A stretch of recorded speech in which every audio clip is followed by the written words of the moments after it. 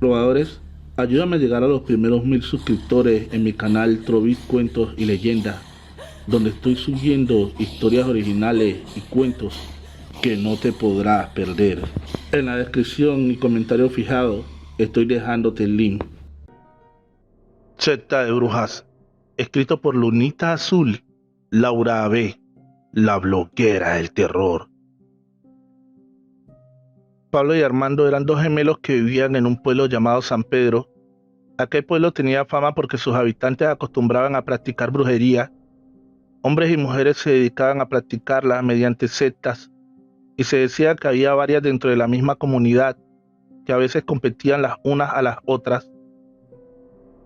Pablo y Armando vivían con su madre doña Genoveva y su abuela materna Lucrecia, donde ambas eran líderes de la secta Luna Llena. Acostumbraban a invitar a jovencitas a unirse a ellas, convenciéndolas de manera personal en sus viviendas, es decir, las visitaban amablemente para invitarlas. Tales acciones no eran vistas en todo mal por la gente, ya que estaban acostumbradas a lidiar con las brujas y brujos del pueblo, y más valía no meterse con ellas o sería muy peligroso.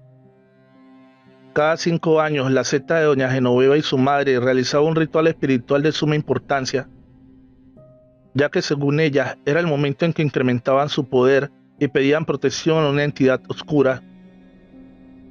Por razones extrañas que se desconocían, todas las que integraban aquella secta de la luna llena nunca tenían hijos, a pesar de que estaban casadas, no procreaban. Solo Genoveva fue la que tuvo unos gemelos, y estos estaban hermosos. Eran blancos y de cabello rubio rizado. Los niños eran muy extraños, ya que su conducta era diferente a los demás niños. Con la demás gente eran sumamente agresivos, pero con su madre mostraban una alta disciplina. Todos los viernes de cada mes en la secta Luna Llena realizaban sus rituales correspondientes, y precisamente fue en el mes de octubre donde la próxima reunión que iban a tener iba a ser muy significativa, ya que según prácticas o creencias a las entidades oscuras que veneraban, era el momento para un sacrificio, y entre más grande fuera, la recompensa sería doble o triple, sobre todo para las brujas que integraban la secta. Genoveva, por ser la líder junto a su madre, ellas tenían que preparar la noche del ritual, y en eso Lucrecia le ordenó a su hija llevar a cabo un sacrificio humano. Genoveva, esta noche es muy importante para incrementar nuestro poder, lo sabes, ¿verdad? Sí, madre, ¿por qué me lo pregunta? Si todo lo aprendí de usted. El Señor ha sido muy generoso con nosotras. Gracias a Él tenemos todo lo que siempre anhelamos, pero es hora de pagarle con algo que sea para ti y para mí un mayor sacrificio.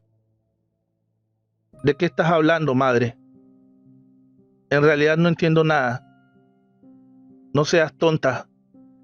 Quiero decir que esta noche es nuestra oportunidad para que nuestro amo y Señor nos brinde mucho más poder y sabiduría, pero tienes que dar algo a cambio, y lo digo de ti, ya que eres la más poderosa de la secta.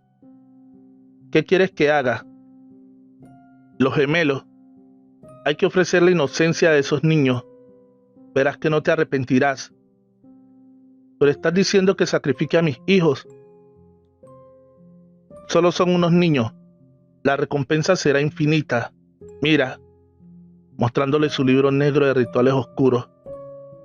Aquí dice que la vida de niños vale más e incrementa el poder de quien los ofrece, dando la juventud eterna. Pero no puedo hacer eso. No, no puedo, ¿cómo crees? Claro que puedes. En nombre de nuestra secta, te ordeno que lo hagas. La madre la sujetó agrediéndola por el brazo. Genoveva se estremeció con aquellas palabras de su madre, ya que no podía dar crédito a lo que le estaba ordenando que hiciera, porque aunque era una bruja, en el fondo sentía amor por su gemelo. Sin embargo, sabía que no podía oponerse a las decisiones y órdenes de Lucrecia. Faltaban exactamente 3 días para la celebración del ritual. Este se llevaba a cabo en el Troconal, lugar donde hay muchos troncos enterrados en honor a las brujas que ya no existen y son alabadas mediante hechizos o rituales, así se les llamaba. Genoveva miraba a sus gemelos y recordaba todas las palabras de su madre, la cual no podía desobedecer, pero en el fondo se negaba a hacerlo, pues se le vino a la mente el recuerdo de lo que le había pasado a su hermano. No pude dejar que le suceda lo mismo a mis hijos. Genoveva echaba a llorar en medio de su habitación.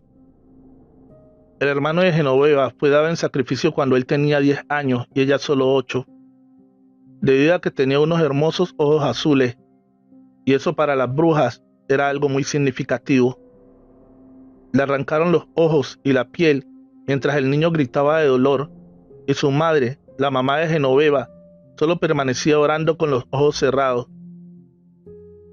Genoveva observaba esa imagen llena de horror, pues su único hermano estaba siendo asesinado y ella no podía hacer nada, por lo que fue algo que nunca podría haber olvidado, si no fuera porque en aquel instante le borraron la memoria.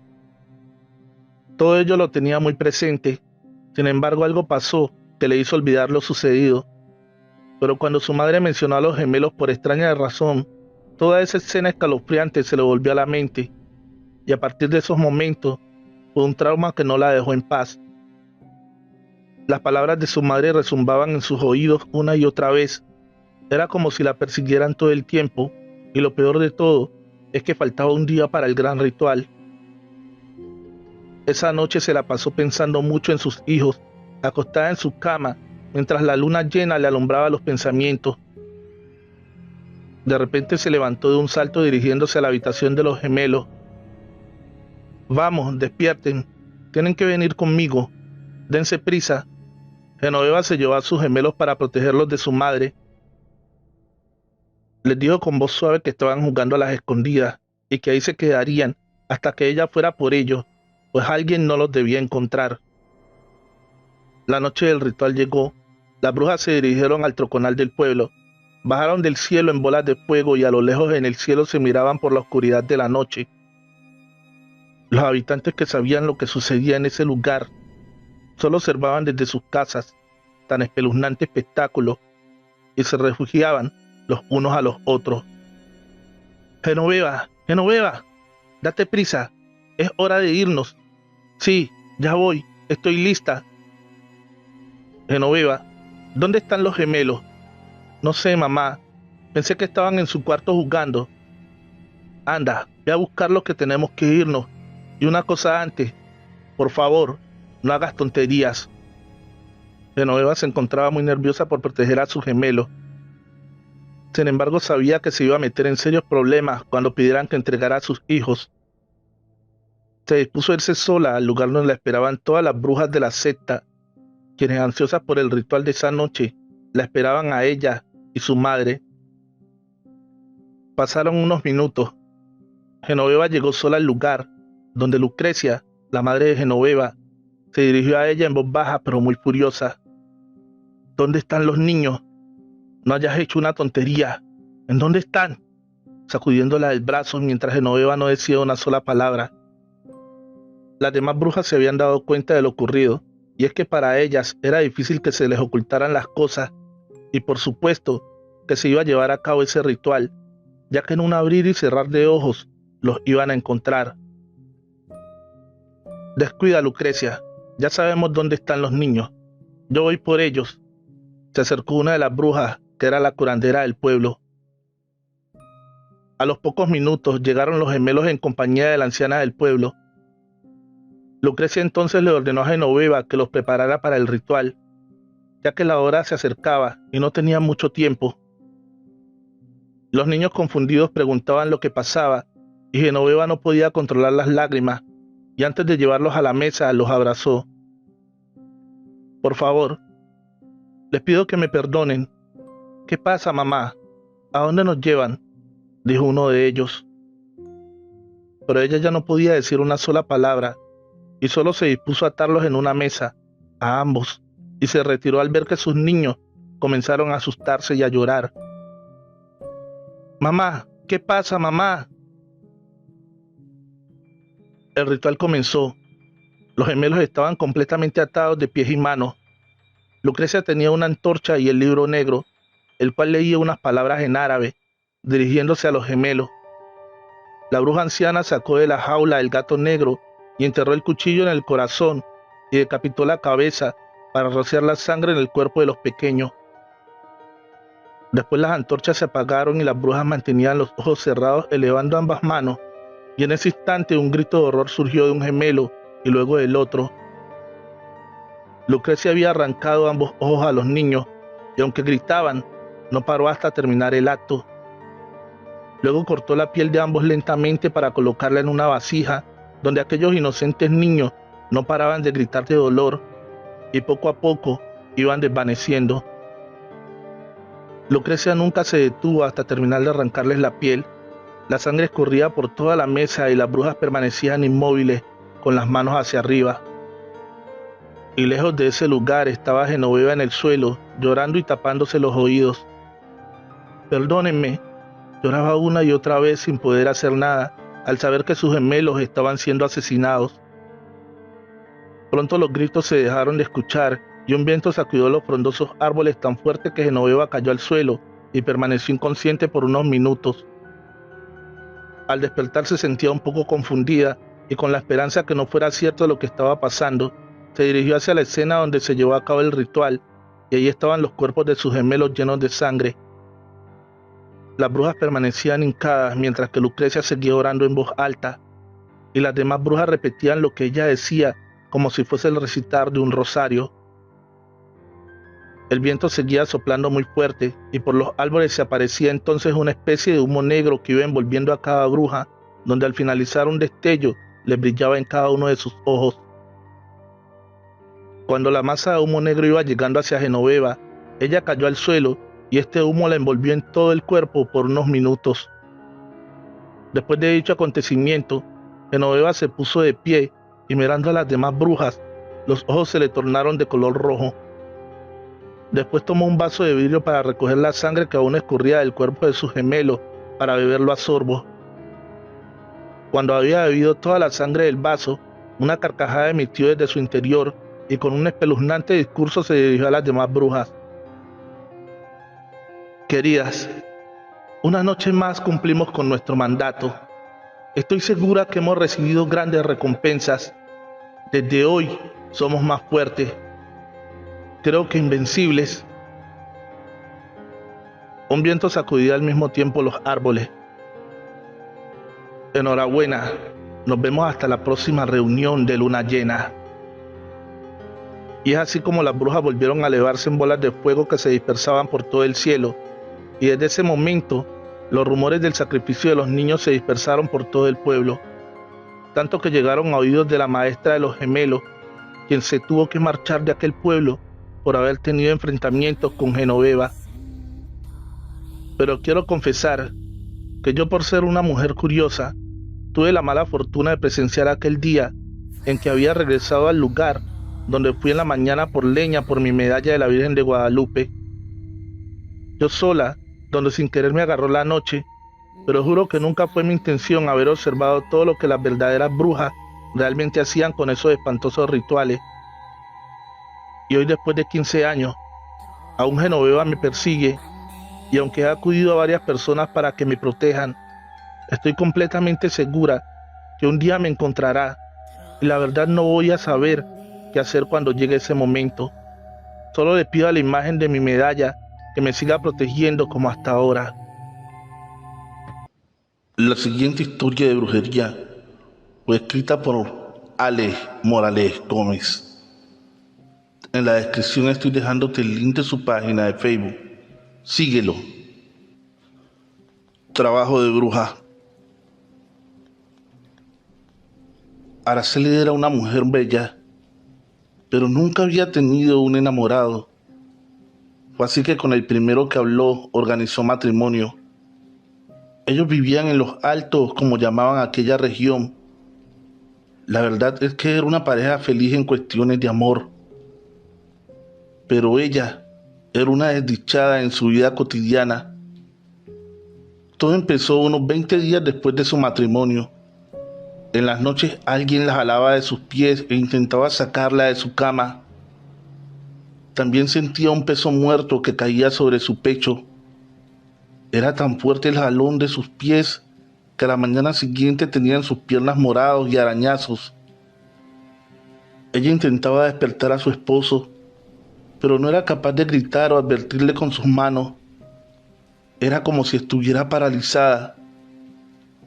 Esto se hizo tan fuerte que no podía dormir ni un solo minuto en la noche. En el día pasaba como autómata. Muy pronto quedó embarazada y eso que venía en las noches dejó de visitarla. Pero otros sucesos extraños empezaron a ocurrir en la casa. Sillas y mesas que se movían solas, pasos en las noches que la perturbaban. Su esposo siempre decía que no escuchaba nada. Puertas que se abrían solas, lamentos y gritos en medio de la noche. Ella creía que se estaba volviendo loca. Después de que nació su primer hijo, en las noches volvió eso que le impedía dormir. Ese peso que era tan fuerte que ella sentía morir. Así que optó por dormir en el día.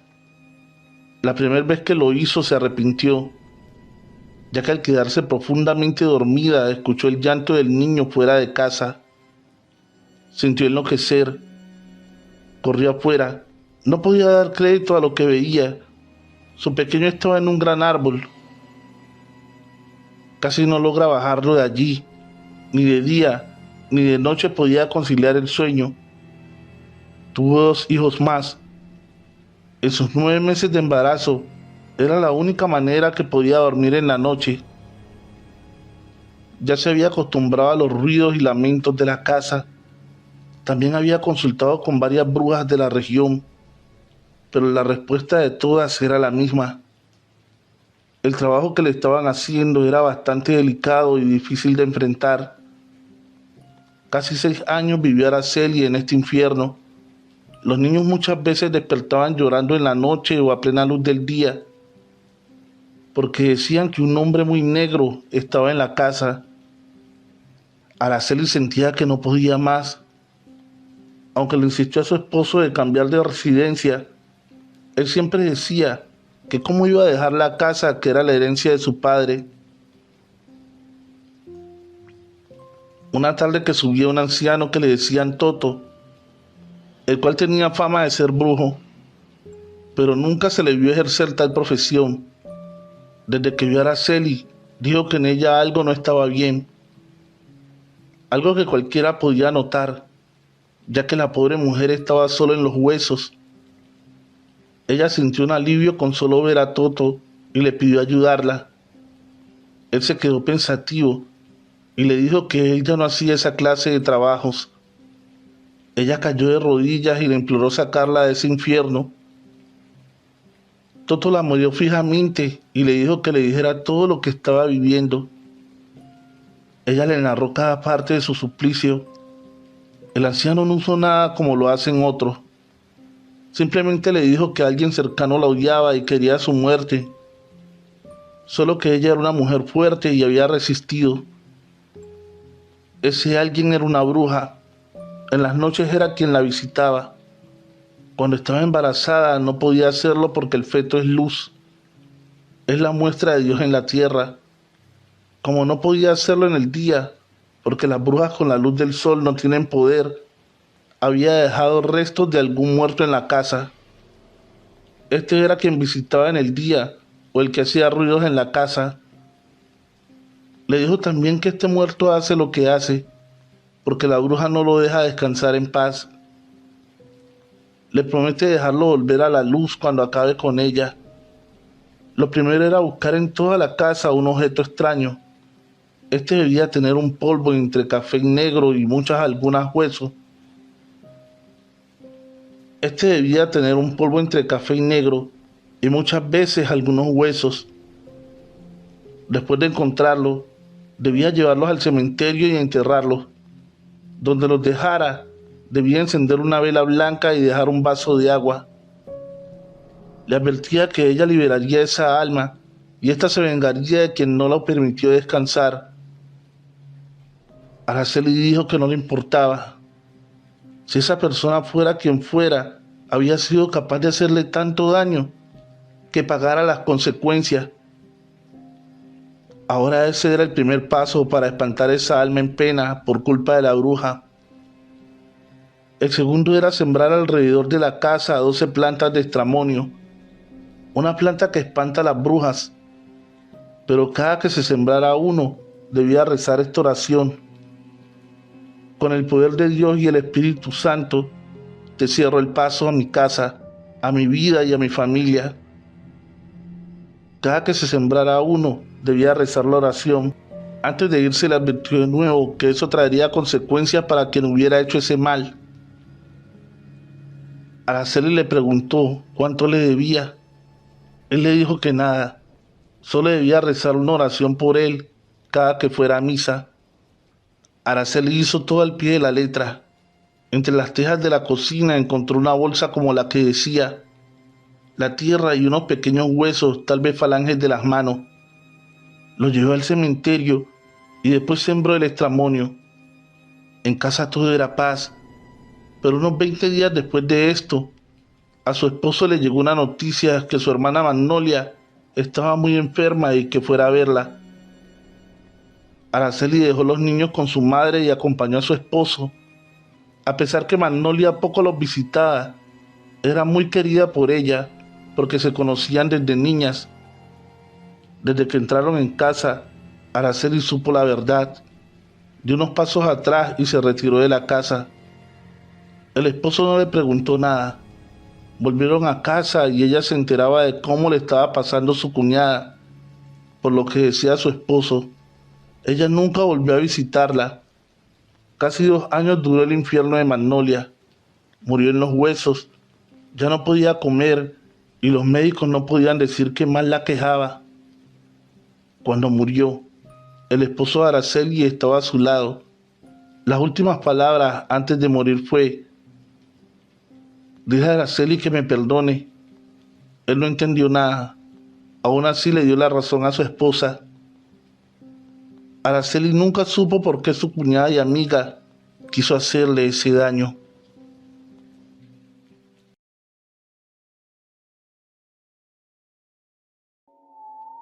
En la descripción de este video estoy dejándote el link de la página de Misterio y Terror Morales, autor de los siguientes relatos que vas a escuchar. Por favor, síguelo. En la noche, escrito por Alex Morales Gómez. Cae una lluvia pertinaz. Toda la tarde fue lo mismo y ahora en la noche pasa igual. Estoy en mi habitación tomándome un café cuando escucho fuera un lamento, un quejido bastante lastimero y triste. Me imagino lo peor. Salgo en la noche sin luz alguna, sin nada que me proteja de la lluvia. Llego a la zona verde del frente de mi casa y allí no hay nadie, pero estoy seguro de dónde provenía el sonido. El lamento era algo bastante triste. Busco por todos lados, intentando encontrar a la mujer que está sufriendo. Y digo la mujer, porque tenía la seguridad que ese lamento era de una mujer. Quedo empapado hasta los huesos. El frío es insoportable. Voy de nuevo a casa cuando una voz desde afuera me dice: ¡ayúdame! Miro al instante, pero allí no hay nadie. Un frío recorre mi columna. No es el frío de la noche o de la lluvia. Es un frío de algo que no pertenece a este mundo. Corro dentro de la casa, a pesar del miedo que sentí. Quedo con la desazón que algo ocurre allá afuera. ¿Pero qué puede ser? Las noches se volvieron eso, un constante lamento. Al principio siempre salía a ver quién podía ser. Con el tiempo entendí que era algo ajeno a mis posibilidades de ayuda. También se volvió un llamado de ayuda cada que entraba a la casa en las noches. Dejé de preocuparme por esto y seguí mi vida normal, pero algo cambió. Una noche de lluvia nuevamente desperté en medio de la noche. Al principio no supe el por qué. Entendí que escuché la voz de ayúdame mientras dormía. Un olor a flores secas cubría mi habitación, por no decir que es un olor a muerto. Ese clamor de ayuda y a flores llegaba cada que llegaba la noche. En noches de lluvia era mucho más fuerte, aunque el clamor que pedía ayuda era suave y solo pasaba cuando yo no lo esperaba. Era bastante nítido a los oídos. Esta situación me estaba volviendo loco. Sin ningún conocimiento de lo que pasaba, consulté a un sacerdote. Este me recomendó orar. Cada noche que sintiera aquello debía orar, pero de nada sirvió. Todo seguía igual. Antes aumentaba cada noche. Me estaba volviendo loco. Así que sin saber del tema, acudí donde un espiritista. La mujer me aseguró que en la casa o afuera había un cuerpo. Esa alma clamaba ayuda, sin creer mucho lo que decía. En la tarde fui y cavé donde creía yo que salía el lamento. Para mi mayor asombro y terror, había un cuerpo enterrado envuelto en bolsas plásticas. Al ver aquello llamé a la policía. Toda mi casa se volvió un caos. El peritaje médico decía que era una chica de 22 años. Fue el primer sospechoso, ya que su muerte fue llevada a cabo por un golpe en la cabeza, al parecer una maza o martillo. Pero de eso ya hacía algunos años, cuando yo no vivía en la ciudad, en investigaciones aquí y allá. La policía dio con que esa joven vivió ahí. Ya hacía algún tiempo, solo ella y su padre vivían ahí. Un día cualquiera el padre se fue, pero de la hija no se supo nada. La policía rastreó la dirección del padre, pero también este había muerto. Ahí se acabaron las pistas. No tenía ningún otro familiar registrado. Después de esto todo acabó. Pero después de lo vivido, vendí la casa y me fui de allí. Nunca se supo en realidad lo que pasó con la chica. Aristóbulo, escrito por Alex Morales Gómez. Corría el año 2018. Aristóbulo era un hombre feliz, a pesar de que no tenía hijos. Se había casado con una mujer que tenía 2 niñas y él las amaba como si fueran suyas. Él siempre fue un hombre retraído, muy tímido, de pocos amigos y de ninguna novia. Aquella mujer era toda su vida. La esposa y las niñas habían viajado a la ciudad. Él se había quedado solo en la finca. El viernes subió al pueblo. Vivían en una población llamada El Ciprés. Quedaba a unas horas del pueblo. Aristóbulo había ido a misa. Aunque no era asiduo creyente, ese viernes le dio por entrar a misa de la tarde. Después se fue a la cantina y se tomó una sola cerveza. Allí se le acercó un hombre extraño, un hombre que no era de la región. Nunca nadie antes lo había visto y después de esta ocasión nadie lo volvió a ver. Llamándolo por su nombre, se le acercó y le dijo que si lo acompañaba el ciprés. Pero Aristóbulo era hombre de pocas palabras. Simplemente le respondió: no necesito compañía, ni de usted, ni de Dios, ni del diablo. Sin mediar una palabra más, se paró de la silla y se marchó. El extraño se paró y salió detrás de él llamándolo. A unos 100 metros lo alcanzó. Nadie sabe qué hablaron. Desde la distancia se veía que hacían gesticulaciones con los brazos. Como en la primera ocasión, vieron salir a Aristóbulo y dejar al desconocido ahí plantado. También en esta ocasión, el hombre a los pocos segundos salió detrás de Aristóbulo. Aristóbulo llegó a la finca casi 5 horas después. Ya estaba oscuro. El lugar donde vivían era bastante retirado de otros vecinos. A más de 1 hora quedaba el más cercano. Precisamente a este se encontró. El vecino venía buscando una vaca que se había salido del corral. Contaría después que Aristóbulo estaba extraño. Le dijo que no siguiera por el camino del bosque, porque en este estaba el demonio. Sus ojos estaban desencajados. Estaba muy hablador. También dijo que cuando llegó al bosque, el canto de los grillos los podía entender. Decían: vas a morir. Él corrió por el camino para lograr salir pronto del bosque. También escuchó cuando el chillido de los monos eran voces que le decían: no hay de otra, tienes que morir. Aunque corría y corría, el bosque se hizo inmenso. Casi no logra salir de allí. El bosque está embrujado. Aunque quería seguir hablando, algo que nunca hacía, el vecino tenía afán de llegar a su casa. Esta estaba bastante retirada. Aunque no había podido encontrar la vaca, era preferible irse a su casa. Quedó que el domingo volvería para que hablaran de lo ocurrido. Aristóbulo llamó a su esposa. Ese mismo viernes por la noche, más de 10 llamadas perdidas habían en el celular de esta. Ella asegura que no lo escuchó. Ella debía volver el lunes por la tarde, pero al ver que este no contestaba el celular, se iba a correo, estaba apagado.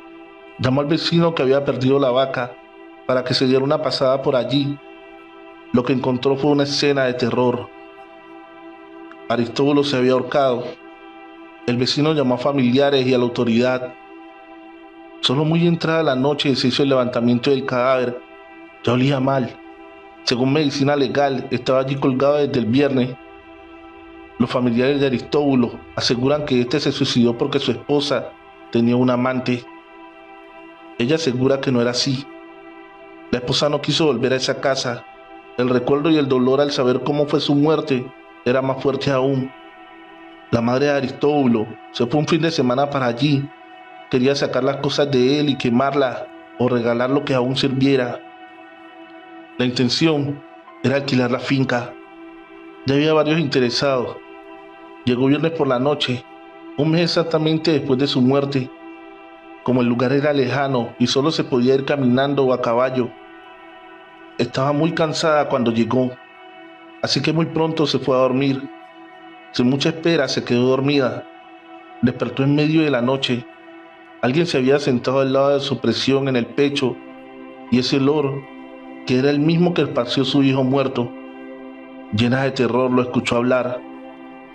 Le dijo que su esposa no era la culpable de su muerte. Esto lo había hecho el demonio. Le pidió orar por él. Él se lo quería llevar al infierno. También le dijo dónde encontrar los restos de la vaca del vecino. Esta se había ido a una zanja y había muerto. La madre de Aristóbulo asegura que no lo soñó. Muchas veces intentaron alquilar la finca, pero pronto la entregaban. Dicen que el olor es insoportable. El canto del río, escrito por Ale Morales Gómez. Sé que sonará extraño porque muchas personas no creen que estas cosas pasen, pero lo que vengo a narrar, porque yo lo viví. En el barrio aquel donde vivía pasaba un pequeño riachuelo.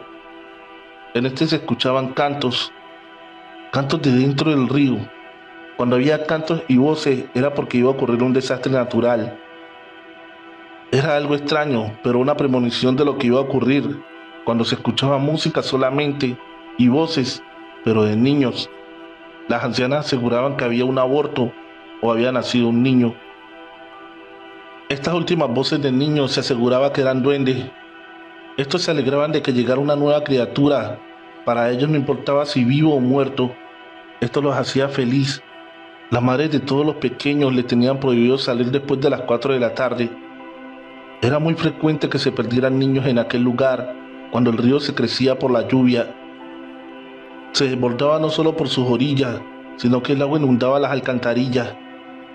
Es como si lo que hubiese en el río fuera por el agua, ya que en el alcantarillado donde se rebosaba el agua se escuchaba también aquel canto.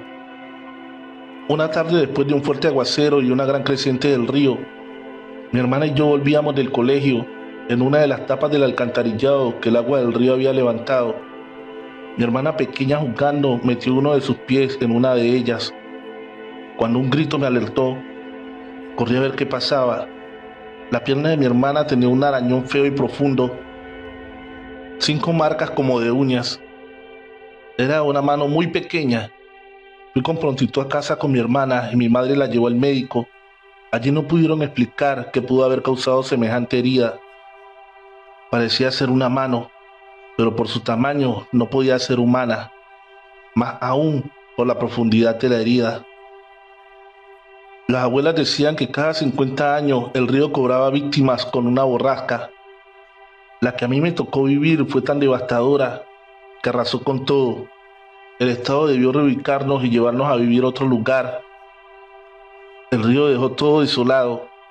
El lugar le dicen el Valle de los Duendes, porque las personas que van al lugar de pesca o simplemente de paseo aseguran que en días fríos se ven duendes y se sigue escuchando el canto de niños en el río. Una tarde, una pareja con su niño de unos 6 años fue a dicho lugar. Mientras ellos charlaban alegremente, el niño jugaba unos pasos de ellos. Cuando unos gritos del pequeño los sacó de su charla, veían como una fuerza extraña e invisible los jalaba para el río. El niño lloraba, mientras el padre luchaba por arrebatarlo de esas manos que no podía ver. Mientras esto ocurría, del río seguía saliendo ese canto. Una grata melodía acompañada de voces de niños. El pequeño diría después que un anciano pequeño lo quería llevar al río.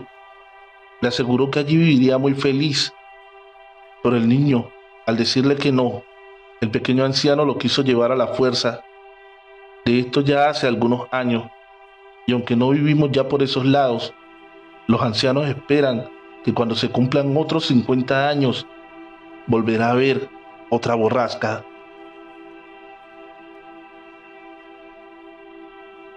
El reflejo de mi hermano, escrito por Ale Morales Gómez. Mi hermano y yo nos encontramos un gran espejo, aunque estaba partido un pedazo. Decidimos llevarlo a casa. Era bastante grueso y en sus lados tenía grabado en relieve algunas figuras desconocidas para nosotros. Mis padres no estaban muy de acuerdo con que lo dejáramos en casa. Para ellos hay una creencia que un espejo partido trae mala suerte, pero no sabíamos por qué a mi hermano y a mí nos atraía tanto aquel espejo. En realidad es que mi hermano pasaba horas y horas mirándose en él.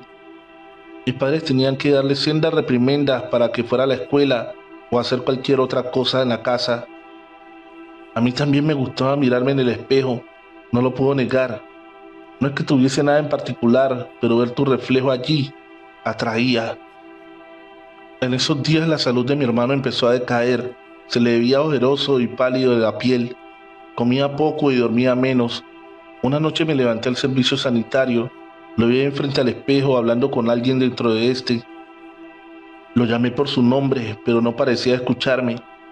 Estaba en otro mundo. Fui donde mis padres y los desperté para que vieran lo que estaba ocurriendo.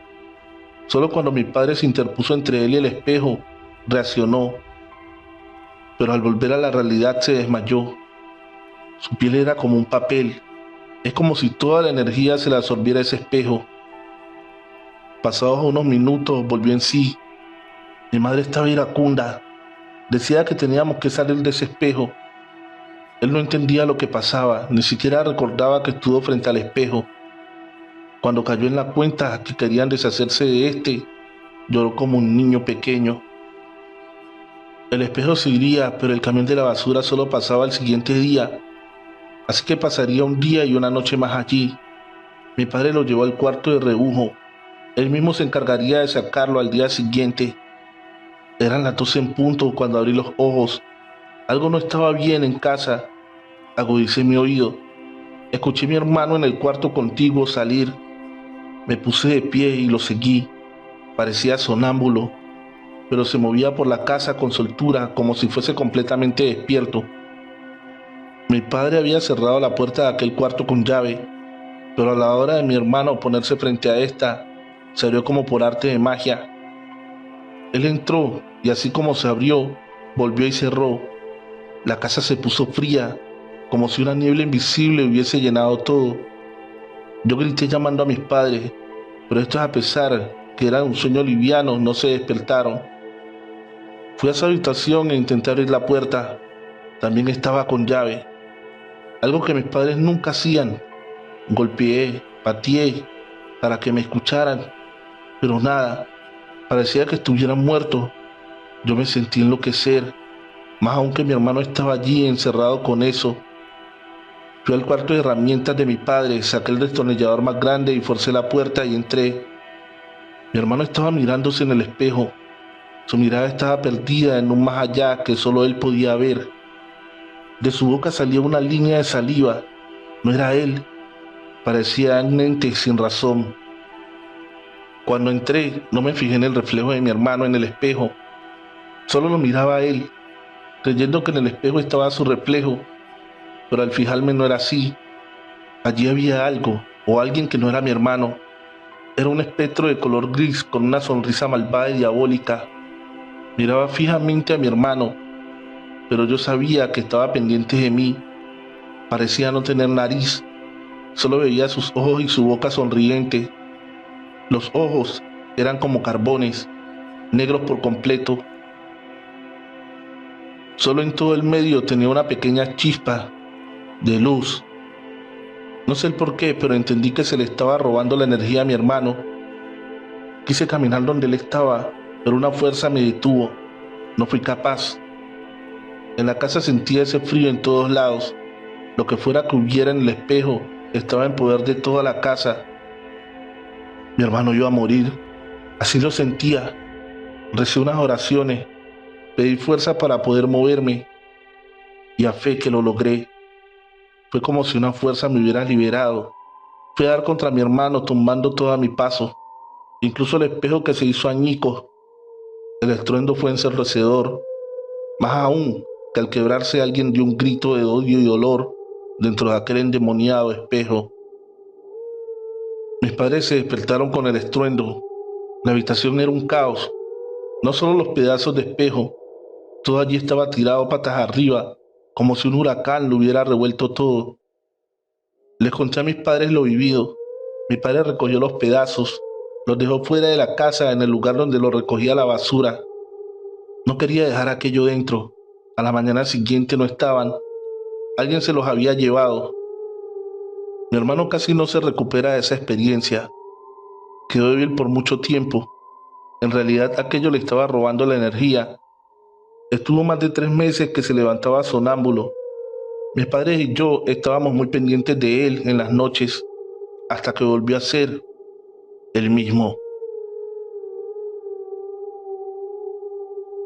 Antes de continuar con el siguiente relato, te pido que por favor te suscribas a este canal y actives la campanita de notificaciones. Eso nos ayudaría muchísimo. El mono, escrito por Ale Morales Gómez. Lo conocí desde muy niño. Desde los 12 años fue un chico problema. Robaba, peleaba y siempre estaba metido en líos. A pesar de la manera de ser, seguía en nuestro círculo de amigos. El mono era el mejor amigo que se podía tener. Si había que matar por ti, lo haría. Ese era el mono.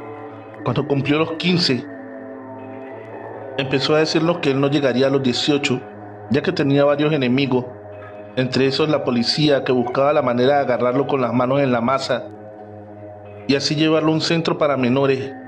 Pero el mono era el diablo. Ahora lo veías y ahora no lo veías. Unos meses antes de cumplir los 18, fue a casa tarde de la noche. Estaba completamente feliz. Me dijo que había encontrado la manera de llegar a los 18, de ser inmortal. No le entendía qué decía. Solo podía ver un loco, porque la realidad es que lo parecía. Me dijo que se iba a cerrar el cuerpo. En mi país cerrar el cuerpo es como hacer un pacto con el diablo, pero con un amuleto. Puede ser lo que tú quieras, pero entre más pequeño mejor. Cuando pierdas este artículo, también perderás los poderes que te da el diablo. Esto de cerrar el cuerpo lo hace un brujo poderoso. La verdad es que aunque hablaba mucho de esas cosas, yo nunca creí que fueran verdad. Esa noche fue la última vez que vi al mono, o al menos al mono que yo conocí desde niño. 3 días después me lo encontré. Bajaba del alto. Allí íbamos a tomar cerveza y algunos de nosotros a consumir marihuana.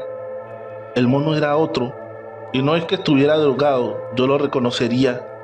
Su mirada era diferente, una mirada de loco, una mirada perdida. Me enseñó un anillo que llevaba en la mano. Era una calavera. Me decía riendo: lo hice, ya nadie podrá conmigo. Quise preguntarle qué había hecho, pero él siguió su camino riendo y hablando solo. Lo hice, ya nadie podrá conmigo, lo hice. Como si con él fuera otro compañero, el cual yo no veía. Se podía notar y escuchar cuando le decía a ese ser imaginario que estaba muy agradecido con él. El mono empezó a hacer de las suyas aquí y allá, a robar y a extorsionar. Aún no cumplía los 18, así que para la policía era un problema más grave. Aunque muchos lo nieguen, hay algo que se llama limpieza social.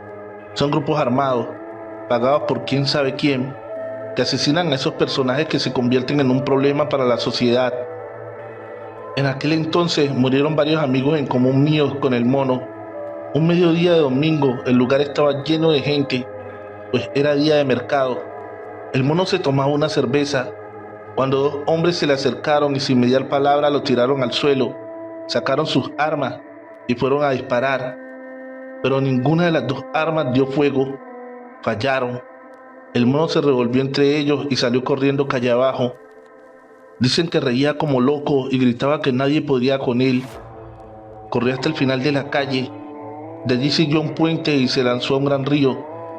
Todos decían que había muerto, pero 3 días después, un tío le dio una puñalada cuando lo encontró intentando robarlo.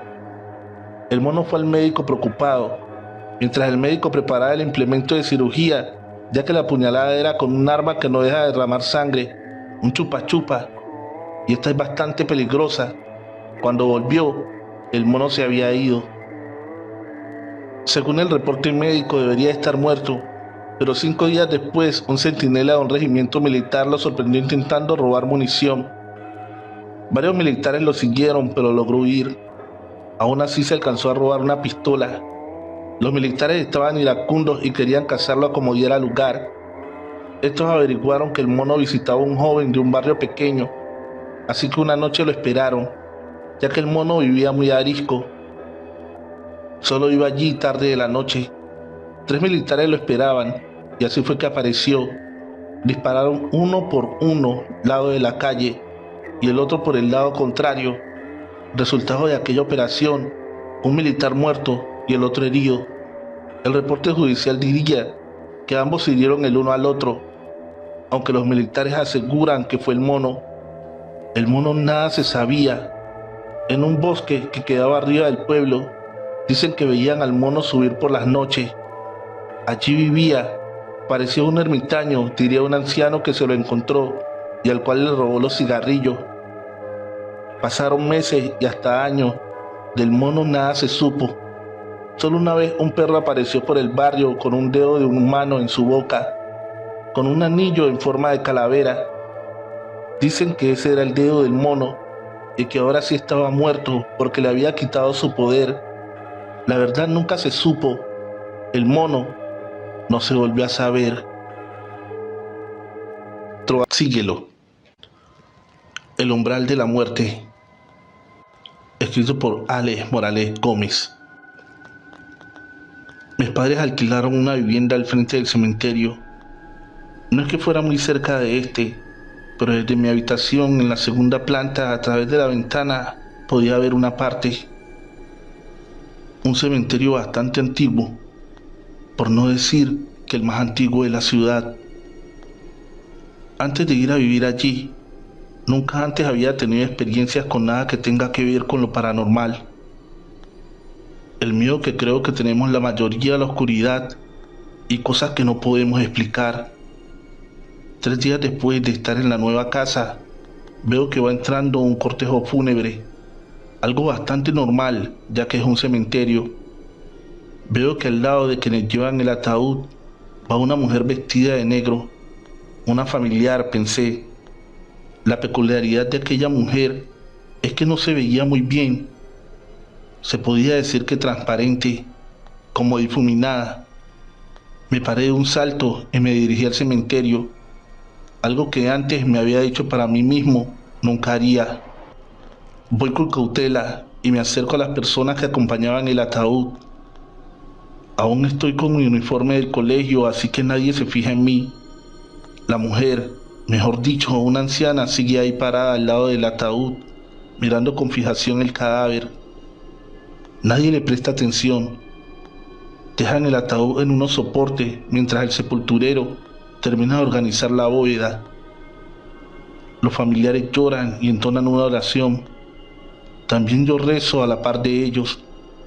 La mujer, que cada vez es más transparente, menos notoria, no reza, solo mira el cadáver.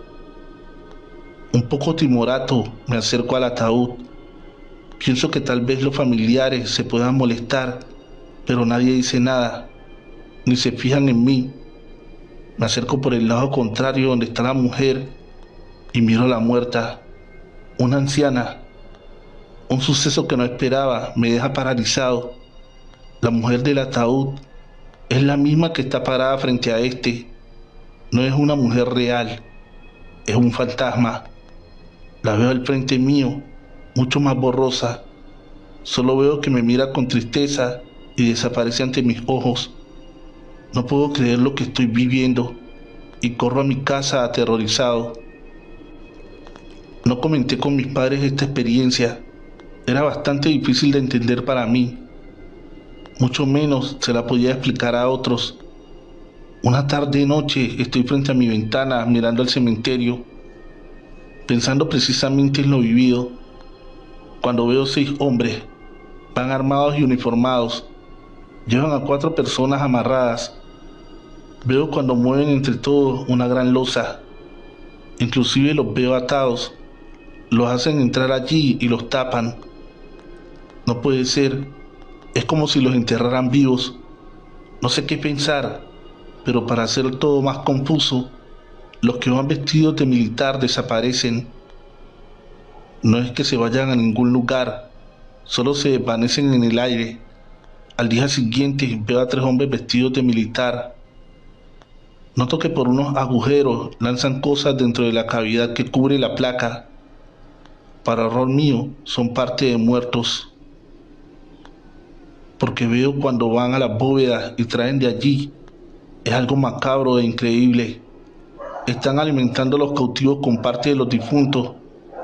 Me quedé muy pendiente de lo que ocurría, pero al igual que la primera vez, los militares desaparecieron. Al día siguiente, a plena luz del día, fui a ver qué era lo que había en ese lugar. Me asomé por una rendija, pero no se veía nada. Todo estaba muy oscuro. El sepulturero se acercó y aunque no me dijo nada, para no verme extraño allí, le pregunté qué había en ese lugar.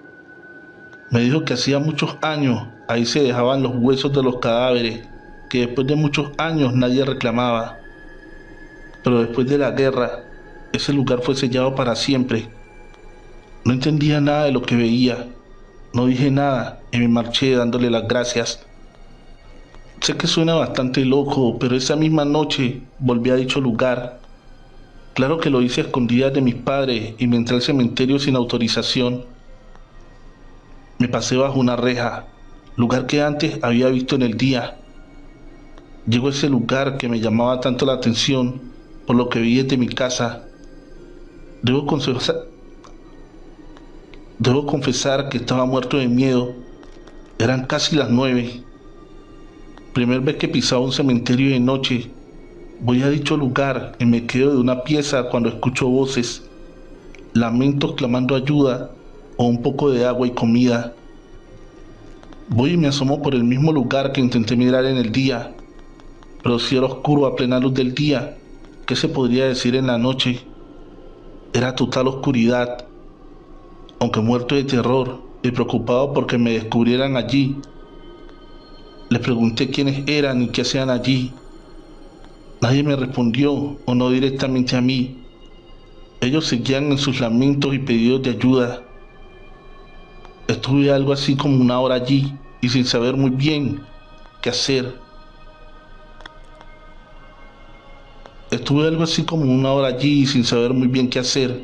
Volví a casa. Cada noche, a pesar que el cementerio estaba alejado de mi habitación, yo escuchaba claros y audibles los lamentos y pedidos de ayuda de aquellos pobres desgraciados. Tenía yo una buena relación con mis padres y aunque sabía que iba a parecer un loco, les comenté esto que viví. Mi padre es un hombre que trabaja para el Estado. No sé qué tanto poder tenga allí, pero me aseguró que daría aviso a la policía, aunque el hecho de que los hombres que vi tuvieran uniformes militares les hacía pensar un poco si hablar del asunto. Cabe resaltar que la Segunda Guerra Mundial había pasado hacía pocos años. Nuestro país había sido bastante golpeado y las heridas y el dolor de lo vivido seguían abiertas. Aún así, informó a las autoridades. 3 días después, entre 8 hombres movieron la losa. Según cuenta mi padre, el espectáculo era macabro. Estaban los huesos de los cadáveres que alguna vez tiraron allí porque nadie los reclamó, pero también el cadáver de 8 personas que murieron allí enterradas vivas. Se diferenciaban de los demás porque estaban sentadas, recostadas a una pared, mirando la única entrada de luz y de aire, el único rayo de esperanza.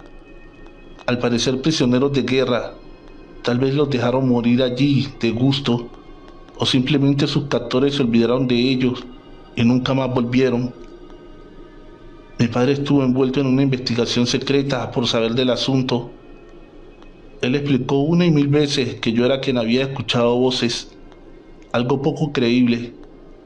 Al final de todo el asunto se dejó en silencio. Se le dio cristiana sepultura a estos 8 desgraciados, pero a la prensa local e internacional no se le dijo nada.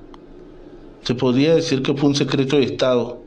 Eran víctimas de la guerra, una guerra que aún nos dolía y no querían levantar heridas nuevas. Un domingo en la mañana veo que llevan un pequeño féretro blanco, junto a quienes parecen sus padres, porque lloran desconsolados, y junto a estos un pequeño de unos 4 años llora y busca a alguien, un alguien que no está en los presentes, porque él parece no verlos, ni estos a él. Voy a salir de casa cuando lo veo borroso, como dije antes, como difuminado. Sé lo que sucede, sin que lo compruebe, sé quién es el pequeño. Es este quien va en el ataúd. Voy a mi cama y me tapo la cabeza con mi almohada. No puede ser la locura que estoy viviendo. No comenté esto a mis padres. Después del hallazgo en el cementerio, ellos me miran de una manera diferente, como si yo fuera alguien raro. Años después, mi padre fue trasladado a otra ciudad, a la capital. Yo empezaría mi universidad y era mucho más cómodo para seguir mi carrera. Cuando ya estaba llevando mis estudios, salgo una noche de tomar unas copas con unos compañeros. Hago aquí una parte para aclarar que después de ver el pequeño al lado del ataúd, no tuve ninguna otra experiencia de aquella, o al menos no de mencionar. Sensaciones de que alguien me observaba en la noche, reflejos de sombras que veía al pasar, pero nada en concreto. Voy caminando en la oscuridad, cuando me salen 2 jóvenes de mi edad más o menos y me exigen que les entregue mi cartera.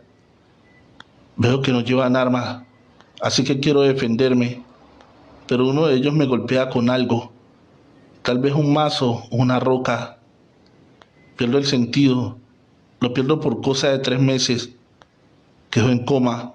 Según cuentan mis padres, los médicos decían que era un milagro que estuviera vivo.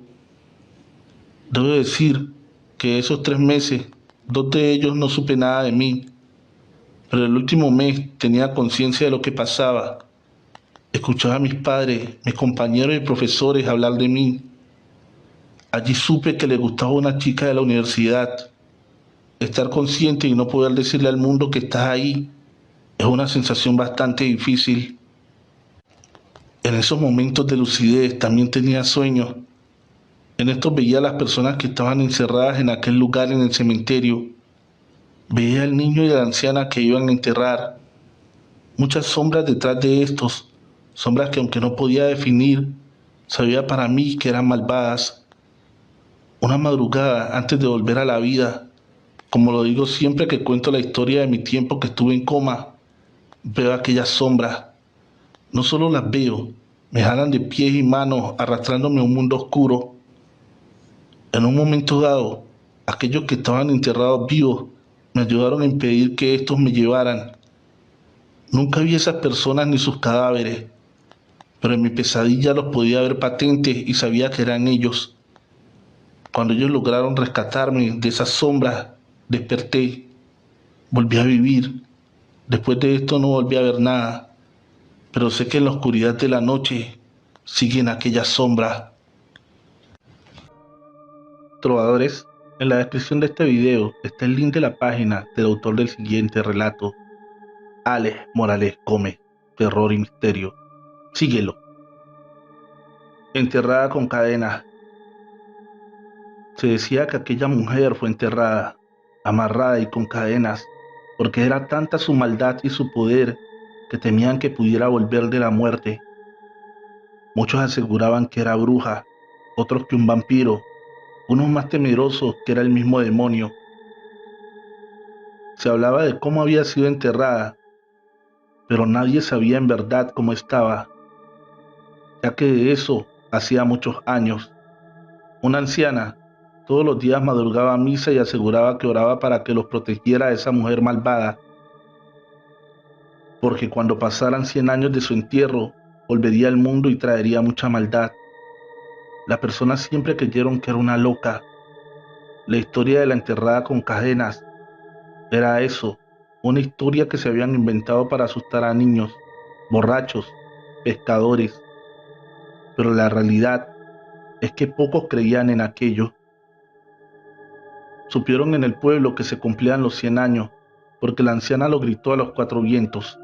Desde la primera misa estaba en la entrada, antes de abrir la iglesia, orando y gritando a voz en cuello que aquella volvería a la vida. Las personas no le prestaban atención, como siempre decían que estaba loca. Ese día una densa niebla cubrió todo el poblado. Desde las 4 de la tarde, todo se fue volviendo oscuridad. Los lugareños pronto estuvieron encerrados en sus casas. Algo maligno rondaba el ambiente. Se empezó a decir que tal vez la loca tenía razón y la enterrada con cadenas volvería a la vida. Poco después de caer la noche llegó la tempestad, una como nunca antes se había visto, un huracán que silbaba por entre los techos. Este iba arrancando árboles a su paso. Afuera se escuchaba como si alguien gritara. Después dirían todos que pensaron que era el viento. La tempestad destruyó todo a su paso, cultivos y muchas viviendas. Las personas madrugaron a ver los estragos. Todos se reunieron en la entrada de la iglesia. Los que los llevaba allí era al ver la multitud reunida. Se reunían a presenciar una imagen macabra y sangrienta. En la entrada de la iglesia estaba la loca. Le habían arrancado la lengua. De esta venía pegado a varias partes del sistema digestivo. Era un espectáculo horrendo. Su lengua estaba tirada a un lado del cuerpo. El cadáver de esta tenía los ojos desencajados. Parecía que a la hora de morir estaba más aterrada por lo que vio que por el dolor que le debió producir el arrancar su lengua. Las personas del pueblo obligaron al sacerdote a desenterrar el cadáver de la enterrada con cadenas. Querían estar seguros que ésta seguía en su tumba. Solo después de muerta le estaban creyendo a la loca. Todos sabían cuál era la tumba, así que fueron allí, sacaron y destaparon el féretro. No lo podían creer, estaba vacío. Allí solo estaban las cadenas. Alguien había abierto sus candados. Aquella, fuera lo que fuera, había vuelto a la vida. A la hora de revisar la casa de la anciana loca, una sorpresa más les esperaba. En la cama de esta estaban las llaves de los candados que ataron a ese ser malvado. No sabían qué hacer, no sabían si atacaría a alguien más, pero con el tiempo, al ver que no pasaba nada, se fueron olvidando de ella. Hoy en día solo se habla de que la que volvió a la vida, ya nada se dice de la loca, ni de la que fue enterrada con cadena, porque era un ser malvado.